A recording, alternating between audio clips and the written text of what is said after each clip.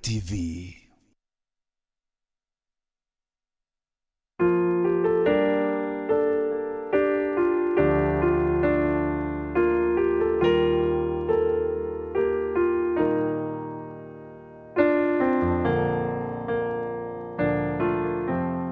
I want us to look at a scripture there as we look at how priest and king functions of the church come. In the book of Acts, chapter 15, there was a situation there. And 14 to 17 is where we'll focus on. The Gentiles were starting to believe. And it wasn't comfortable for the Jewish believers. And there's a gathering that is needed to sort this matter out. And James is the one speaking. And this is what he is saying to the Jerusalem Council of Apostles. To deal with this matter, he says to them, Simon has declared how God at first visited the Gentiles to take out of them a people for his name. And with the words of the prophets agree, just as it is written, after this, I will return and will rebuild what? The tabernacle of David, which has fallen down. I will rebuild its ruins and I will set it up. Let's go to 17. So that the rest of mankind may see the Lord. This is good. Even all the Gentiles who are called by my name, says the Lord, who does all these things. The Jewish church is being introduced to the new. The new is, even those far away who are called the Gentiles, who did not belong. Now in the restoration of the tabernacle of David, there is neither Jew nor Greek. In Christ Jesus, the Jews and the Greek get to share and function as priests and kings. That was unheard of among the Jews before. No Gentile qualified to share in the heavenlies. They were called the uncircumcised, the ones who are not of covenant. But the covenant in Christ that Jesus Christ cut with the Father for us to walk into now brings all mankind, that as they seek the Lord and they are called by his name, they are now functioning in the tabernacle of David, the current church that Jesus Christ has restored. This is beautiful. This is so beautiful. God is building for himself his church.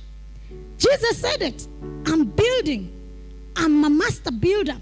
I'm taking care of foundational issues. I'll ensure I have all the people from all the nations, as many as believe, becoming part of what I'm doing. So it does not matter what background I am of or you are of. In Christ Jesus, you function as a priest and a king. This is so liberating. And especially for those of us who know that we had nothing royal of us. Nothing. You know even how you hear that there was a chief somewhere in your lineage. Nothing. There was no chief nowhere. We are not by birth of royal anything. But now in Christ, this is becoming a reality. This is beautiful.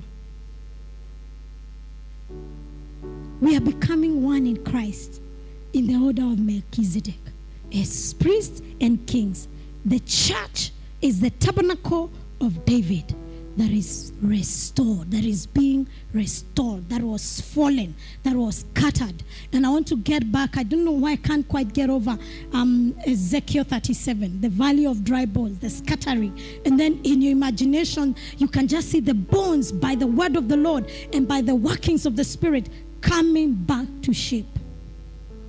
rising up and becoming an army. My goodness, that's the kind of metamorphosis the church is getting into. The glory of the church will be restored. But you see, by the time we talk of the glory of God, foundational matters have to be properly dealt with. When James is talking like this, he is actually quoting Amos chapter 9, verse 11 and 11 and 12. This is what the Bible says. On that day, I will raise up the tabernacle of David, which has fallen down. I will repair its damages. I will raise up its wounds. I will rebuild it as in the days of old, that they may possess the remnant of Edom and all the Gentiles who are called by my name, says the Lord, who does this thing. This is amazing structural engineering of the Lord. He is saying he will rebuild, he will raise up the ruins, he will repair the damages. And I can tell you, the church is rising back in power. The master builder, he knows what needs repair. He knows what needs to completely be dismantled so that we can start all afresh. He knows whatever is fallen, he is able to raise it up. And even raise up from the ruins. Oh God. The church of Jesus isn't hopeless. No, don't believe it. Don't believe it when they say the church no longer has a voice. The true church of Jesus continues to have a voice. And the Lord is amplifying the voice of the true church. Structures and systems of the past have lost voice. Completely lost voice. But the ecclesia, those that recognize that they are priests and kings here on earth to function in their priestly capacity before God for man, and then in their marketplace as kings. You don't tell me those are voiceless people. They are not. They are influencers. They are changing their situations and circumstances. They are bringing justice and righteousness back to place. And then Isaiah 16 verse 5. Isaiah 16 verse 5. Then a throne will be established in steadfast love. In mercy, the throne will be established. And one will sit on it in truth. In the tabernacle of David, judging and seeking justice and hastening righteousness. New and Old Testament, the shadow in the old is becoming a reality in Christ. And I want to tell you, righteousness and justice are the foundations of his throne. You get what I mean? So when we function as priests and kings, we cannot permit injustices and unrighteousness to take root. In the past, we've been observers, but we are no longer becoming observers. We are participants. We are bringing light. As we think about what we've already read about the 10 who seek justice and swift to do righteousness, therefore let us come boldly to the throne of grace, that we may obtain mercy and find grace to help in time of need. When you function as a priest before God, you go with boldness, recognizing who you have become in Christ Jesus. You don't go in your name, you go in his name. He has made you. I had earlier said we are in Christ. You can now come boldly. But this is an illumination for the few who recognize they function as priests. You obtain mercy because mercy triumphs over judgment. You find grace, divine enablement, solutions to help in time of need. You become a solution giver from operating in the throne room of God. You go to God from his throne and access the solutions that are needed on the earth. So when we talk of mercy and grace, it's not just intangible mercy and grace. It's functional mercy and grace. There are places where we need to release mercy. There are places where we need divine enablement, which is the grace of God, divine capacity to bring forth solutions. That is who you are in Christ. So go with boldness. You know, there are times you hear something, possibly a prayer situation that sounds so terrible. Let the priest and the king in you arise. That you not back and say,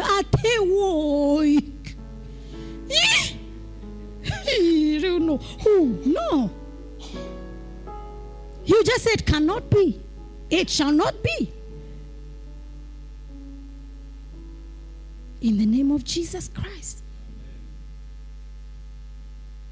There are things you don't need to hear so much detail about it. Before the king and the priest arise within you, and you say, I rule on earth. It shall not be so. I pray that we are getting to know who we are. In Christ Jesus. Priests and kings. I'm looking at our time and wondering whether we need to go into some serious scripture here. Of the kind of people who make priests and kings. And I want to give you an assignment to read for yourself the book of 1 Chronicles 12 and 13. 1 Chronicles 12 and 13. Because if I start now, we will barely have begun for us to because I want us to, next Sunday, I want us to have read through it. You start thinking, what is this speaking about the church today? What kind of person ought I be? And should I function as I recognize that I'm operating in the kingly and priestly position here on the earth? Because like I earlier at the beginning said, we teach as we learn. And I learn as you speak. So I would want our pastor, Apostle Maina, he is very well versed in this, to give his contribution. I want to give him some time to do that. I don't want to say much. I think it has become out very clear.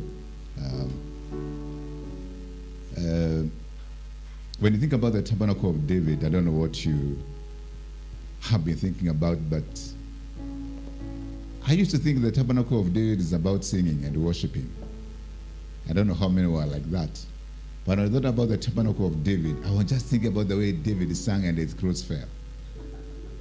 So God is going to restore the tabernacle of David, where we will be singing and our clothes will be falling away. You know, that kind of an imagination. I don't know whether you are there, but I can tell you, my thought about the tabernacle of David was very shallow. And as we are seeing the issue of the tabernacle of David being restored, prophesied in the book of Amos, and then is quoted by James in the book of Acts, it's a very broad thing. And one of the things that you need to realize, and it has been mentioned, and I want to emphasize that again, is the tabernacle of David carried two things. Number one, the throne, and secondly, the ark. You can just say that. How many things? Two things. One, what? The throne. And secondly, the what? The ark. Now, the throne many times has been missed out. The throne has been missed out. And so we thought it's just a priestly thing. And we have, for a long time, held the church as priestly, but not kingly. Come on. We have thought, like there it was before, that the church is just priestly, and so we stop at that, and our part is just worshiping the Lord, and all the answers will come as we pray. You realize that is priestly, but the Bible is telling us about the kingly. The kingly, you go there, out there, and make things work. You pray, and then from there you go out and make sure things are working. So as a church, we talk about the tabernacle of David being restored. That tabernacle gathers very clearly that it had those two things. It had the throne. The throne is for the king. The throne is a place of reigning. It's rulership. It's dominion.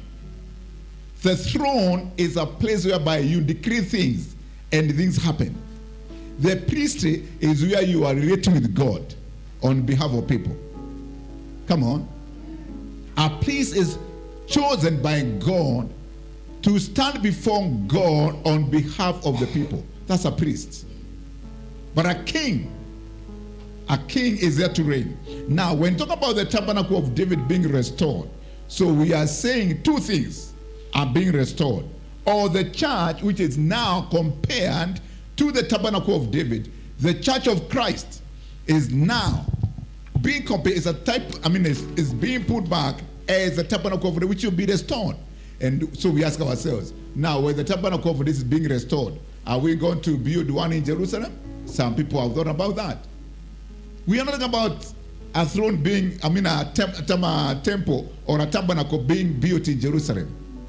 No, it is the church of Christ which is being compared. Are you here with me? The church of Christ is being said, it will be like the tabernacle of David. And we have said it carrying two things, the priestly and the kingly anointing. So the priestly is there, we know about it. Worshiping God is there, we know about the word of God. So when you talk about the tabernacle of David and talk about the priestly part, it's not just singing. It is even singing where results are coming forth. If you're talking about anointed singing, if you talk about singing, which is a small part of it, hello, of what David did, when you look at the life of David, which we will need to see very clearly, because I know she'll be going into that direction. The life of David. The life of David. That David, the wicked shall be like David, and the house of David shall be like God. Have you gotten that? It has been coming forth. Come on. That now the feeble among them shall be like David. The tabernacle of David is being restored. That the weak among them shall be like David. And the house of David shall be like, come on. Think about it. It shall be like God. The corporate, the Davids who are there, when they speak, God has spoken. Sons come together and they reign.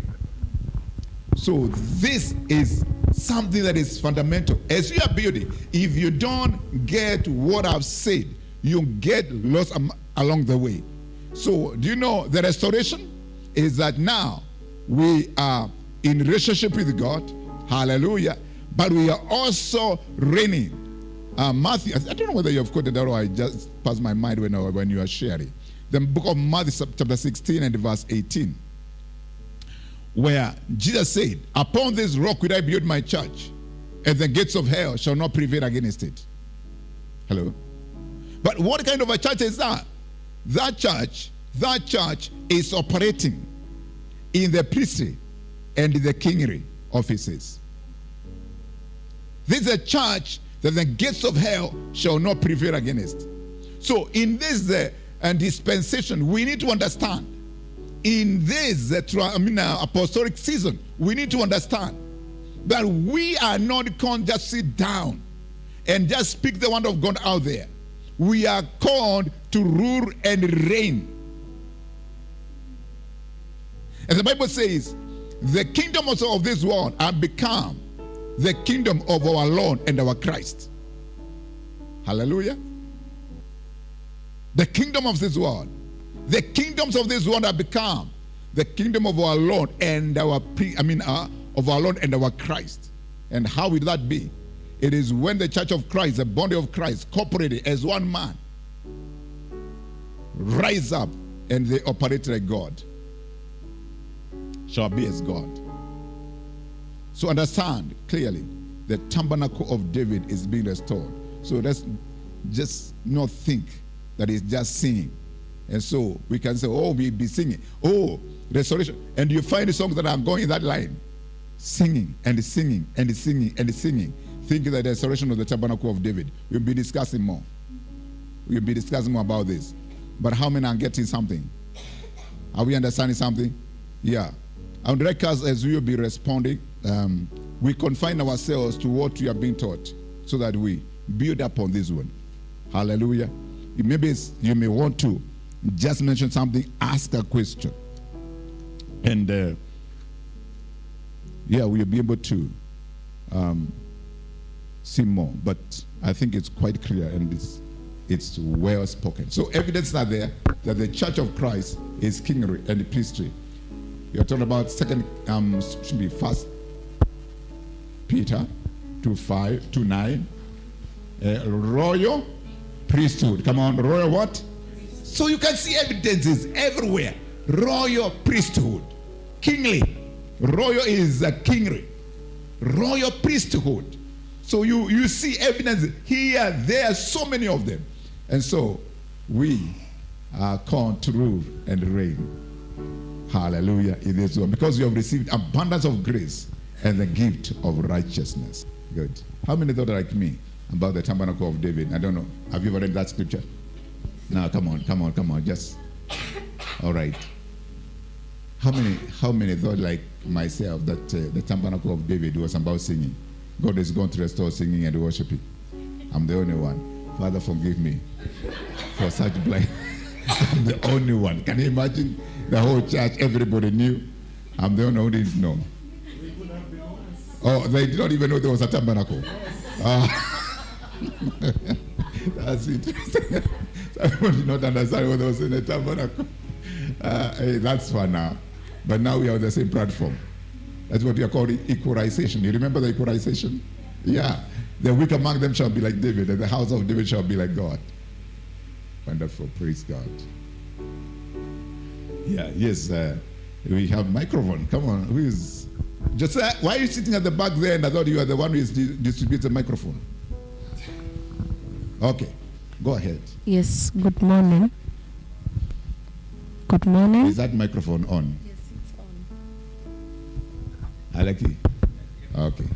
Good morning. Good morning to Madam. When you say the tabernacle of David carried two things, which are the throne and the ark, what did it represent? The throne and the ark, what does it represent? Yeah, that's we are talking about a throne. What is a throne? What is the throne in Kenya? Where is the throne in this nation? State House, right? It is where a throne is, where the king sits and passes judgments. All right?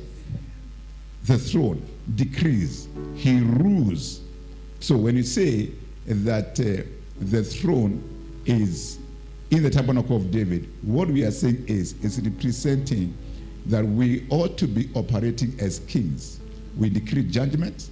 And indeed the church, when you send the one to church, is the called outwards. And they were supposed to be by the gates, the called outwards, ecclesia. And they were supposed to be ruling who is coming into the city and the things that are going on in the city. So you find the church, the throne, is a place of rulership, judging and decreeing things, giving directions, decreeing laws. So a throne is representing a place or a seat of authority. Come on. Am I responding to you? So the throne is representing a place where authority is being released, judgments are being released, and laws are being made. And anything else that goes with the kingly, kingly what do I call it? Kingly matters or responsibilities, they are from the throne. When you talk about the ark, very good question.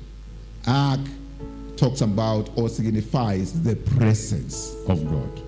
I think that's a very powerful point that she has helped to bring coming out. That's why people need to ask questions, because to me, I already know. The throne is, when we talk about the Ark of the Covenant, it was signifying the presence of God. All right? So when talking about the ark is not just singing. The ark is where the manifest presence of God is. So that is basically the ark. And when you look at it, we see the advantages. And you know, when you have the ark or the presence of God, there is prosperity. In the house of Obed-Edom, come on, for how many months? 3 months. Do you remember the story? When the ark of the covenant was stolen by the Philistines, when they came back, and it was the house of Obed-Edom. Within 3 months, the house of David, the house of Obed-Edom, had prospered. And even the story was known by the king. So we talk about prosperity here now. The ark of the covenant comes with the presence, or carries or signifying the presence of God.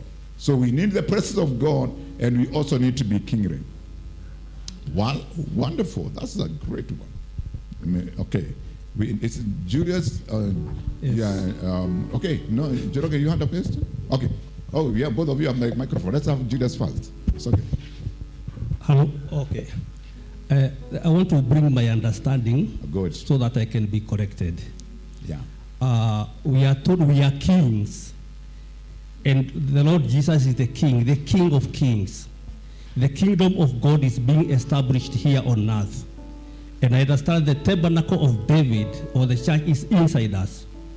I understand now the Lord Jesus, whatever he decrees through the kings. And as we being kings, we now declare it here on earth as kings. And whatever kings does, where we have got kingdoms, the ones are final. Yeah. Then we go back to him, representing people through intercessory as priests. That's why we go humbly to God and we pray so that things may happen.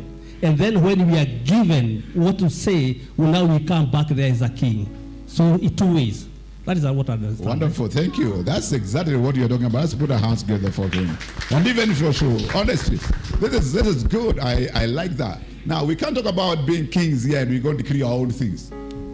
And Jesus said, I do nothing, or I say nothing unless I hear my Father say, and do. So we are not kings here and go and say, oh, I bring this building down. Which king did he speak to you? Because King Jesus is the King of kings. All right, we are kings now, but who is our king? Jesus. So we do what our king is saying. We are not going to speak in things anyhow. I said, no, from today I dethrone you from being my boss. I'm your boss from today. You can't do like that. And the kingdom of God is in us. Jesus is in us. So we are ruling through him.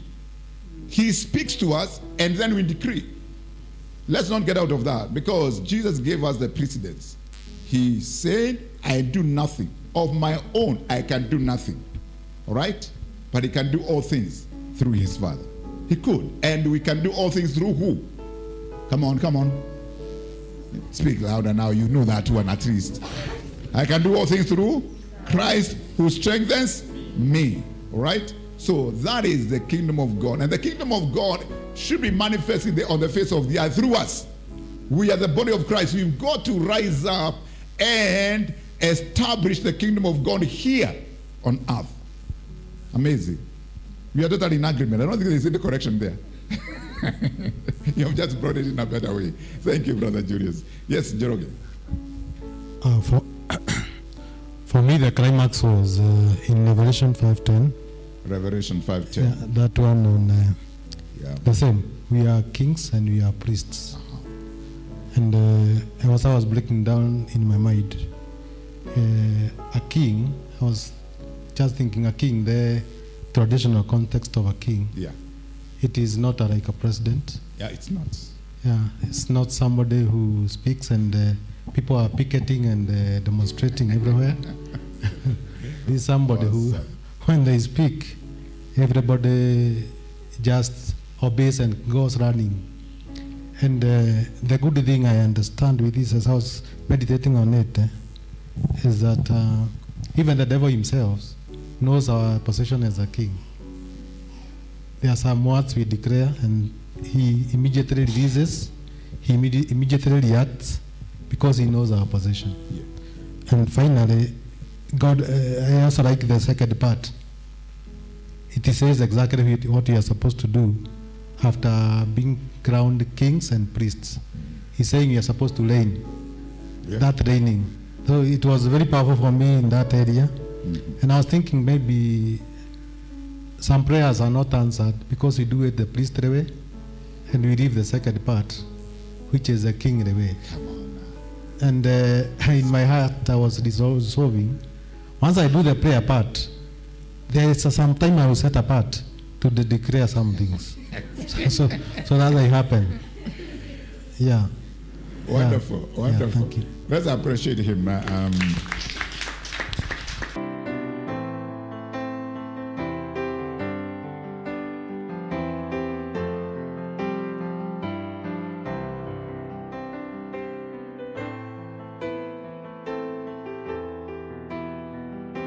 Meru, AG.